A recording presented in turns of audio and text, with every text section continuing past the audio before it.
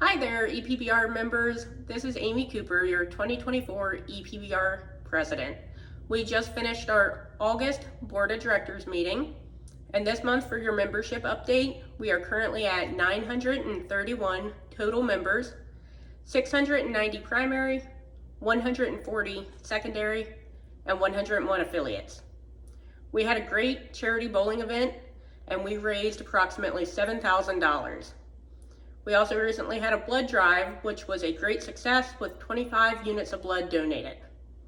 We are gearing up for our upcoming food drives, and if you are interested in helping with those, please attend the food drive subcommittee meeting September 5th at 10:30 at the EPBR office.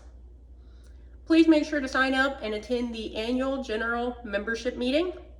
That will be on September 12th from 9 a.m. to noon at the Purple Iris. Sign-ups are now open, and we will have several guest speakers with important industry updates, so you don't want to miss that. There's so many things going on that I could take your time for a while, but I'll leave it at that. Make sure to follow our website and social media for updates on all the events happening over the next several months. Thanks, and have a great afternoon.